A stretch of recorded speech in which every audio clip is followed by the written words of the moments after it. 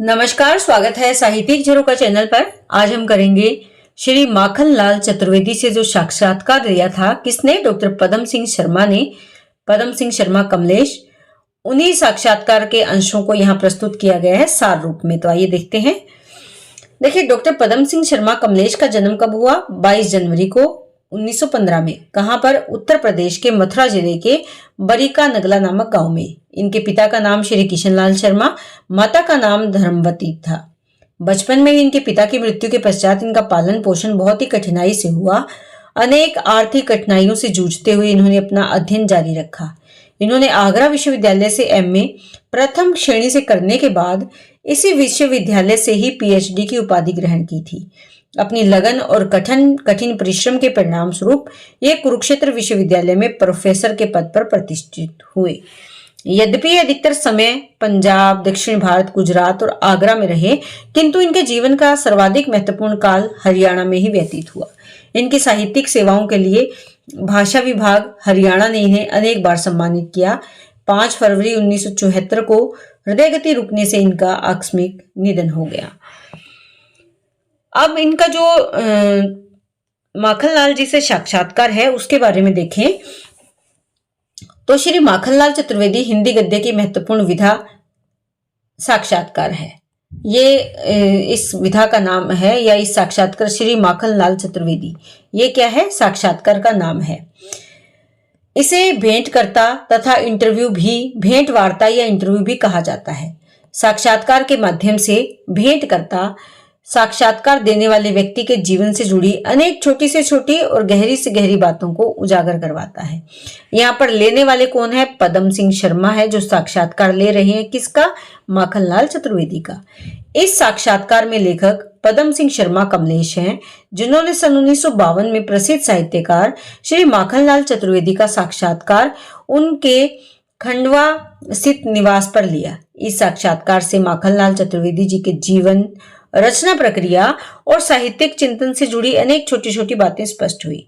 साथ ही यह भी स्पष्ट हुआ कि माखनलाल चतुर्वेदी एक सच्चे देश प्रेमी, साहित्यिक साधक, संपूर्ण विषय को अपना मानने वाले विराट व्यक्तित्व के धनी थे।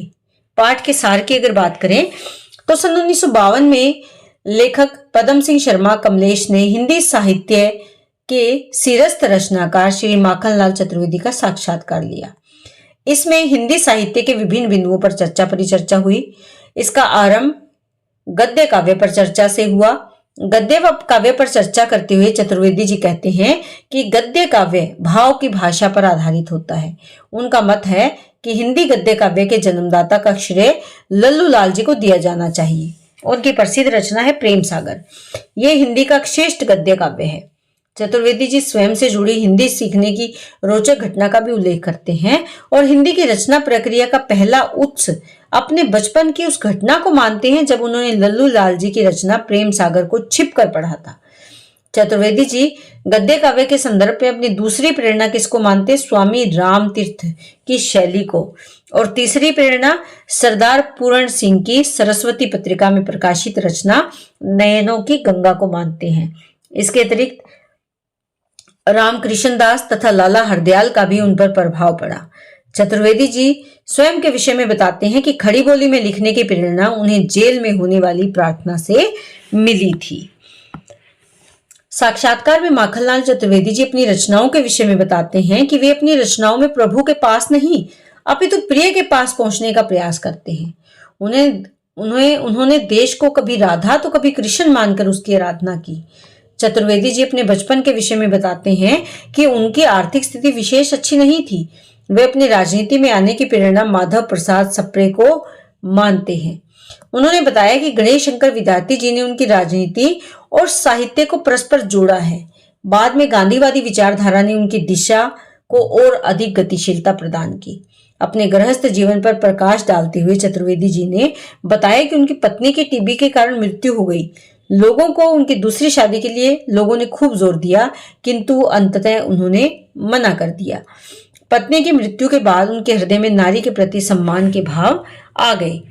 श्री माखनलाल चतुर्वेदी पत्रकारिता का विचार व्यक्त करते हुए कहते हैं कि पत्रकारिता को केवल किसी की आलोचना और प्रशंसा का साधन बनाकर सफलता का प्रयास करना तो बुद्धि के ऐरावत हाथी पर नगर पालिका का कूड़ा ढोने के बराबर है। यानी पत्रकारिता बहुत विशाल है और हमें उसका सही इस्तेमाल करना चाहिए। वे अपने पत्र कर्मवीर के माध्यम से पत्रकार के समर्पण भावना तथा पत्रकारिता के आदर्शों को अपनाने की बात कहते हैं। कौन सी पत्रिका के माध्यम से? कर्मवीर के माध्यम से। वे पत्रकारिता को अत्यंत साहसिक कार्य मानते हैं। तत्कालीन समय साहित्य और पत्रकारिता के प्रति समर्पण की भावना का समय था, किंतु उस समय के पत्रकारों और पत्रों की दयनीय स्थिति पर उन्होंने बहुत चिंता जताई है। चतुर्वेदी जी युवाओं को अपनी प्रेरणा का स्रोत मानते हैं। वे बताते हैं कि जब वे किसी नवयुवक को पहली और बलिदान करने वाली कविता लिखते हुए देखते हैं तो उन्हें असीम आनंद की प्राप्ति होती है। युवाओं को मातृभूमि की पूजा के लिए समर्पित होने के लिए उनका वे आह्वान करते हैं। लेखक चतुर्वेदी जी से उनके लिखने की पद्धति के विषय में पूछते हैं। देखिए, अब जो हमने किया कि वो किस प्रकार के पत्रों या पत्रों के माध्यम से क्या वो उम्मीदें करते हैं। अब यहाँ पर है कि लेखक क्या चाहते हैं कि लिखने के तरीका कैसा हो। लेखक किससे पूछते हैं? माखनलाल चतुर्वेदी से। तो वो कहते हैं कि उनके लेखन का केवल 10वां हिस्सा कल्पना पर आधारित होता है, बाकी 9 हिस्से जीवन के यथार्थ, यानी जो भी लिखे वो यथार्थ से जुड़ा हो। वे जब भी व्यक्ति, समाज और देश से जुड़ी घटना को देखते हैं तो उनका मन बेचैन हो जाता है और उनके विचार वर्षा के पानी के समान अपना आकार ग्रहण करने के लिए छटपटाने लगते हैं। वातावरण के विषय में वे कहते हैं कि उन्हें रात्रि का वातावरण प्रिय है। सफेद कागज पर लाल इंक निब से लिखना उन्हें अच्छा लगता है। कोलाहल में लिख नहीं पाते। लिखने में उन्हें कठिनाइयों का सदैव सामना करना पड़ता रहता है। एक ही बैठक में लिखने के आदी होने के कारण उन्हें कई रचनाओं को स्थगित भी करना पड़ा। उन्होंने बताया कि वे लिखने के बाद उसमें संशोधन अथवा फेरबदल भी अवश्य किया करते हैं।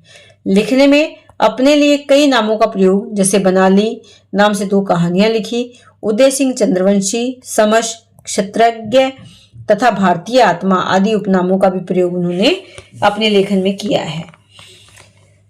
श्री माखनलाल चतुर्वेदी जी ने सब लेखक से जब लेखक उनकी रुचियों के विषय में पूछते हैं तो बताते हैं कि अखबार की कतरने काटकर दीवार पर चिपकाना, कविता करना, चटकीले पत्थर समेटना, पेड़ पर चढ़ना, कुएं में उतरना उनकी बचपन की प्रिय रुचियां थी। वृक्षों, गायों और नन्हे बच्चों के साथ या अकेले रहना भी उन्हें बहुत प्रिय था। चतुर्वेदी जी नई पीढ़ी के साहित्यकारों को प्रेरित करना अपना नैतिक कर्तव्य मानते हैं। इनका मत है कि नई पीढ़ी को प्रोत्साहित करने के लिए पुरानी पीढ़ी के साहित्यकारों को आगे आना चाहिए। वे चर्चा में नई पीढ़ी को बोई हुई फसल, नन्हा बच्चा या नए नक्षत्र कहते हैं। कविता पर अपनी राय व्यक्त करते हुए चतुर्वेदी जी कहते हैं कि कविता को वादों में बांधकर नहीं रखना चाहिए। कविता का माधुर्य, मस्ती और निर्भयता उसके आवश्यक गुण हैं, तो उन्हीं गुणों के साथ कविता अच्छी लगती है। कविता की प्रगतिवाद, प्रयोगवाद के घेरे में बांधना मूर्खता है। उनका मानना है कि वाद तो कविता को खंडों में बांटने वाले हैं, इसीलिए कविता में वाद नाम की कोई चीज नहीं होनी चाहिए। चतुर्वेदी जी अपने परिवार के विषय में कहते हैं कि वे अपने भाई तथा मित्रों के परिवारों में सदैव पारिवारिक ही रही। परिवार में समर्पण की भावना के साथ साथ वे संपूर्ण विश्व को ही अपना परिवार मानते हैं।